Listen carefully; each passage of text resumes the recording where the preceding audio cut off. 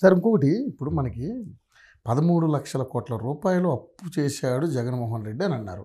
సరే మనం నిజంగానే మన పెద్ద టాస్కే అనుకుందాం. మరి ఇప్పుడు ఈ 13,00,00,000 రూపాయలు అప్పే కడతాడా చంద్రబాబు నాయుడు గారు? ఏ పూడ్చుకుంటూ వస్తారా? సూపర్ 6కి సంబంధించి కూడా చాలా పెద్ద టాస్క్. ఎందుకంటే ఆయన గతంలో కొన్ని హామీలు ఇచ్చి చేయలేదు అన్న అపనింద ఎలాగ మోస్తున్నారు. మళ్ళీ సూపర్ 6 కొంచెం ఇబ్బందికరంగా. ఆయనకి ఇబ్బంది ఏముండదండి. తాగినోడే కడతాడు తాళ్ల పన్ను అంటారు. ఇప్పుడు తాడి చెట్లు ఉంటాయి, అవును, అట్లా పాడుకుంటారు, వాళ్ళు పన్ను ఉంటుంది, ఆ డబ్బు కట్టేసి తాడి చెట్లు కళ్ళు తీసుకుంటారు. అవును, రామారావు గారు వచ్చిన తర్వాత ఆ పన్ను తీసేసాడు. అంతకుముందు తాడి చెట్లకి పన్ను ఉండేది, ఓకే, కళ్ళు తీసుకోవడానికి. గవర్నర్ తెలుస్తుంది అంతా. రామారావు గారు వచ్చిన తర్వాత ఎత్తేసాడు. అప్పుడు కళ్ళు తీసుకోవచ్చు ఫ్రీగా.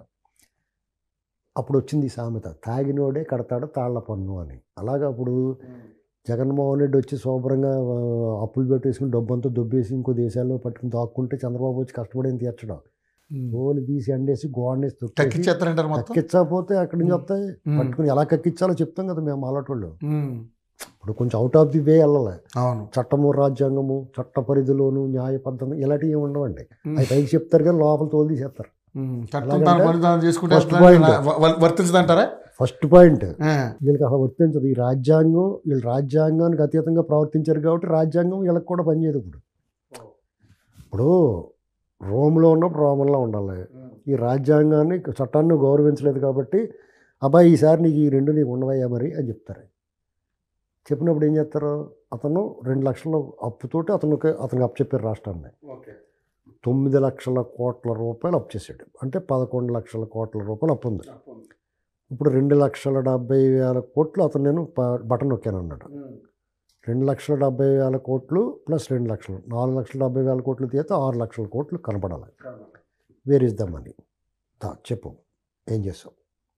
ఇది కాకుండా స్టేట్ బడ్జెట్లో ఇసుక గతంలో ఫ్రీ, ఈడు అమ్ముదొబ్బిడు.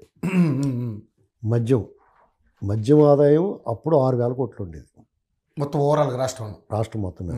ఈడు 24,000 సంవత్సరానికి 24,000 కోట్ల 4 రెట్లు పెరిగింది. ఏంటి దుబ్బేసింది కాకుండా అధికారికంగా గవర్నమెంట్ లెక్కలో చూపించింది. వీళ్ళు క్యాష్ అండ్ క్యారీలు ఇంకెక్కువ దుబ్బేశారు. 50,000 కోట్ల స్కామ్ జరిగింది అందులో. 50,000 కోట్లు. ఇదొకటి. నువ్వు ఉద్యోగులుగా ఏ నెల 1వ తారీఖు జీతం ఇవ్వలేదు. అవును. సిపిఎస్ రద్దా చేయలేదు. ఎవరికి జీతాలు పెంచలేదు. నువ్వు అంగన్వాడీ వర్కర్లకి, ఆశా వర్కర్లకి, ఇలాంటి వాళ్ళందరికీ చెప్పు, ఏది నిలబెట్టుకోలేదు. అంటే ₹1 కూడా అదనంగా స్టేట్ బడ్జెట్ నుంచి నువ్వు ఖర్చు పెట్టలేదు. ఎవరికన్నా పంట నష్టపోయినా లేకపోతే వాళ్ళకి ఏమైనా ఇన్పుట్ సబ్సిడీలు కానీ ఏ రకంగా నువ్వు ప్రాజెక్ట్ మీద ₹1 పెట్టలేదు. ఇంకో విషయం తెలుసా, పోలవరంలో 7,600 కోట్లు శాంక్షన్ అయింది గవర్నమెంట్, సెంట్రల్ గవర్నమెంట్ నుంచి. వీడు 1,500 కోట్లు ఖర్చు పెట్టాడు. మిగతా 6,000 కోట్లు ఏమైనా? ఇవన్నీ లెక్కేస్తాలు బుర్రబోడైపోతుంది, పెన్నులు ఇంక్లు అయిపోతున్నాయి రాత్రులు.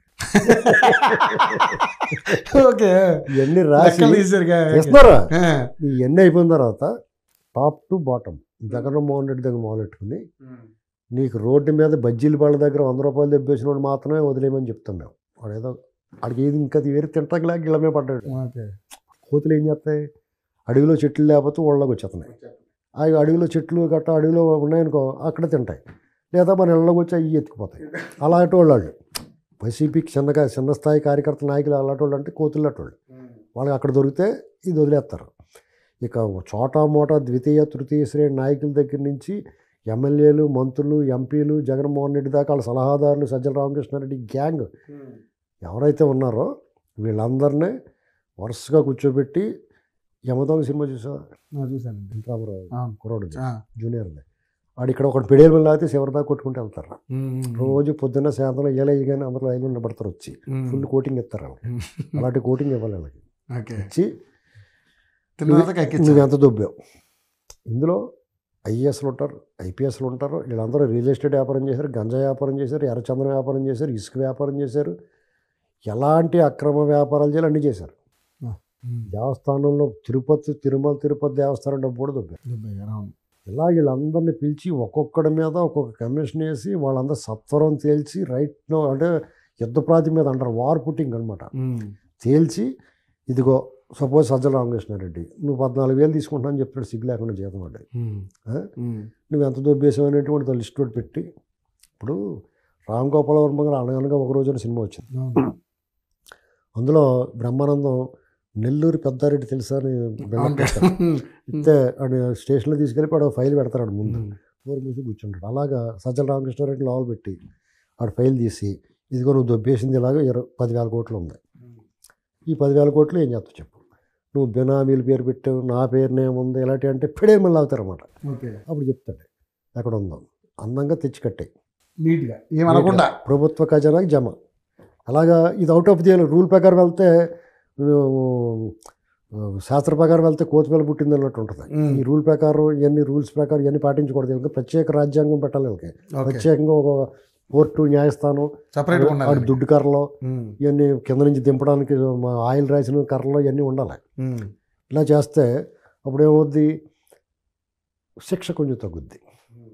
అంటే వీళ్ళ లాక్కోరు, నీ అంతా నువ్వు తెచ్చప్పుడు. సపోజ్ మీ ఇంట్లో ఏదైనా వస్తువు పోయిందనుకో, అందరికీ అర్థమయ్యేలా చెప్తావు, ఈ వస్తువు పోయింది, అది నాకు చాలా ఇంపార్టెంట్, అది మీరు మీ అందంగా అక్కడ తీసిన కాడ పెట్టేస్తే మిమ్మల్ని ఏమన్నాం అంటే, ఆ మంచి దొంగ ఏం చేస్తాడో, ఏమన్నట్టు తెచ్చి పెట్టేసి పోతాడు.